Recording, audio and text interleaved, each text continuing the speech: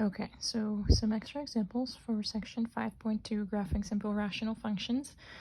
Here are the two that are on the review for the test at the end. Thought I could go over these two for you. So the first thing you always want to look for is the locator point.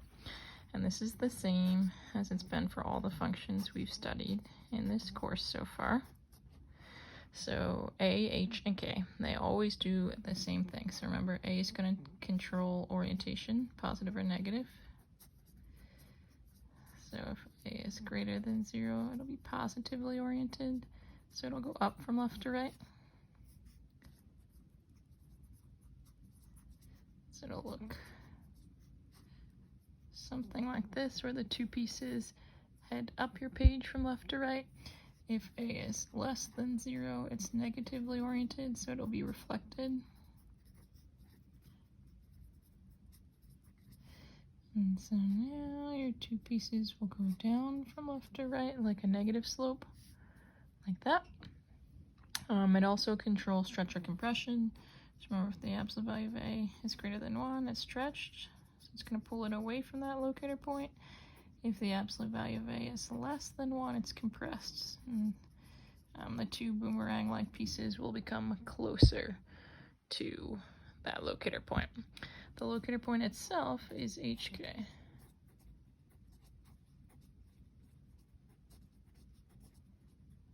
And the locator point for these simple rational functions that follow this whole thing is the intersection of the asymptotes.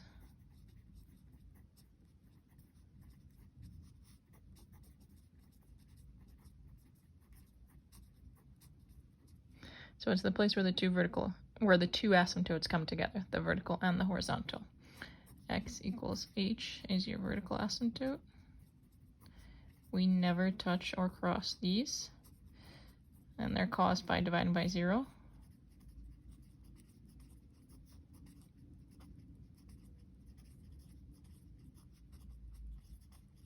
We can never divide by 0. That does not exist ever, so that's why we never touch or cross a vertical asymptote. X equals are always your vertical lines because it's the x value that's staying the same. Y is anything, but x stays the same number. And then the other asymptote is y equals k. That's your horizontal asymptote.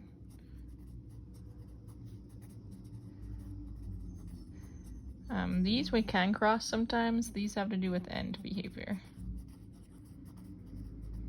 So as we head out to positive infinity or negative infinity, where does the function level out to? So not right here on this small little piece that we're going to graph, but if you could look at the entire picture as you head all the way out here and all the way out here, what's it going to level out to? And that's going to be your horizontal asymptote. It's related to the limits we did in previous units. When we talked in Unit 2 about polynomials and end behavior, that's what horizontal asymptotes are connected to. Okay, so that's just your reminder of A, H, and K. A does the same things for any type of function we study. H and K are always the locator point. This stuff is just specific to your rational functions. So when it says locator point, it means to find H and K. H is always with the x, so x is always involved in the main operation of the function.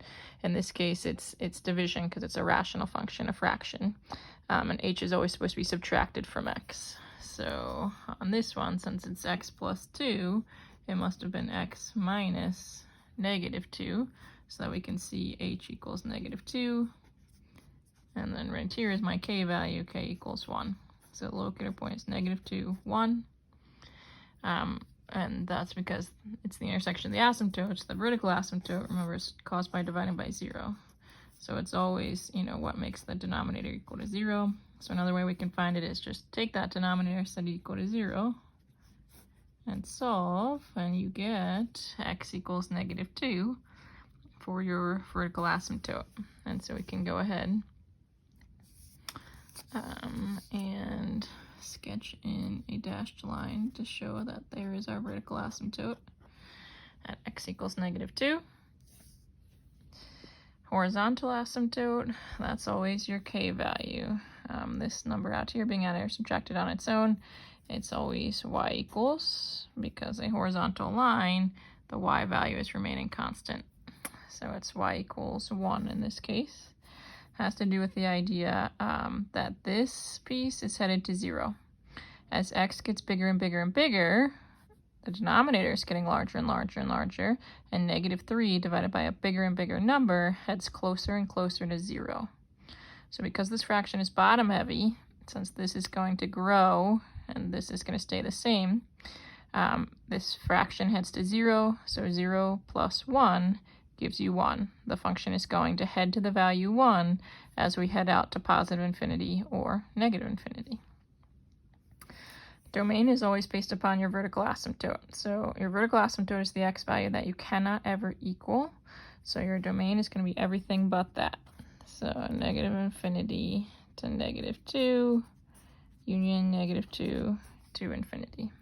So it could be anything less than negative 2. Remember, parenthesis means we can't equal that value, or anything bigger than it. For the range, this is based upon your horizontal asymptote, but as I said, you can cross a horizontal asymptote sometimes. So it's not always a true break at that point. So range is one that I often recommend you graph first to see what's happening.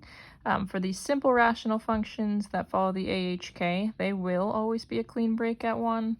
So I know that this one is going to be negative infinity to 1 and 1 to infinity. But as I get to the more complex ones where I add an x here in the top as well, that is not always true. So you would want to create your graph to see what's actually happening before you try and fill in the range. Also, I didn't dash in my horizontal asymptote yet, so I'm going to go ahead and do that at y equals 1. So here's my locator point, this point right here, negative 2, 1. That's what we said there, and right there it is, intersection of these two asymptotes. For rational functions, it's not actually on the graph. It's kind of the middle point between the two pieces of the graph that we're going to plot. Okay, x-intercept. Anytime it asks you for an x-intercept, if you want to point on the x-axis, so any point on this axis, the y value is 0. So I'm going to replace y with 0. So 0 equals negative 3 divided by x plus 2 plus 1. And I gotta solve for x. So I'm gonna subtract 1.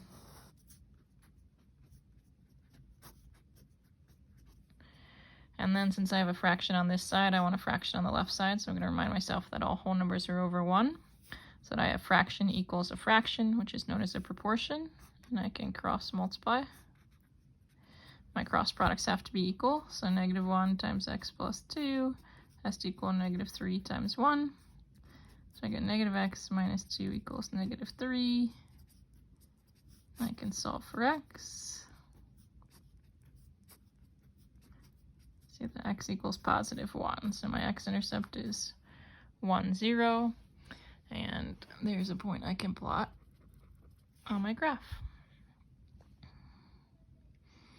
So now we're looking for the y-intercept. If you want a y-intercept, that's a point here on the y-axis, and anytime you're on the y-axis, the x value is 0. So I'm going to take my function and plug in 0 right there in place of x. So I've got y equals negative 3 divided by 0 plus 2 plus 1.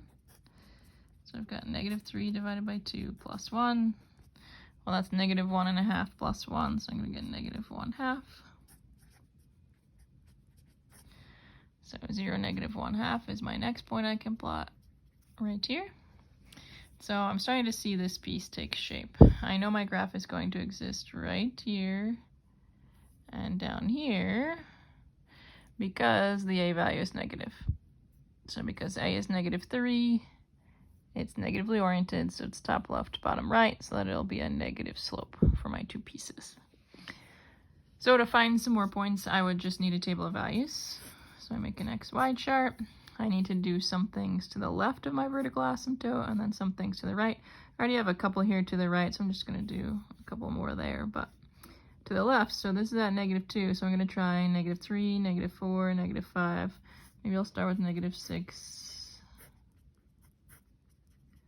See how I'm doing, and then I'll do negative 1 on the other side of it. And since we already did 0 and 1, I'll do 2 as well. I'm just going to plug them in and see what I get. So when I plug in negative 6 plus 2 is negative 4. Negative 3 divided by negative 4 would be positive 3/4 plus 1. So So 1 3/4. We don't normally work in mixed numbers, but since we're graphing, that can be useful. So 1, 2, 3, 4, 5, 6, 1 3/4. Right around there. Plug in -5. Well, -5 plus 2 is -3. -3 divided by -3 will be +1, plus 1 is 2. So there's a nice point for me to plot. If we plug in -4, -4 plus 2 is -2. -3 divided by -2 will be +3/2, or 1.5, plus 1 gives us 2.5.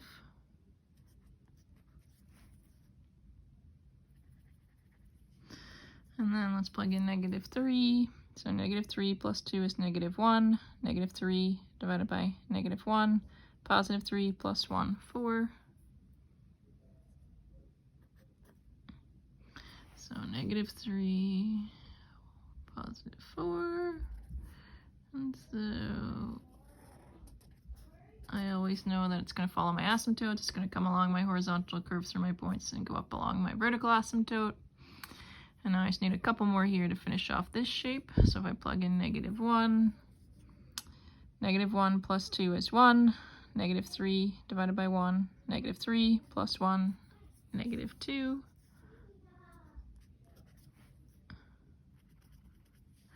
If I plug in 2 plus 2 is 4, -3 divided by 4 gives you -3/4, plus 1 gives you 1/4. So at 2, we're at +1/4. And again, I know it's going to come up along my vertical asymptote. It's going to curve through those points and then follow my horizontal asymptote. So there's a recap and another example for section 5.2, graphing simple rational functions. Let me know if you have any other questions.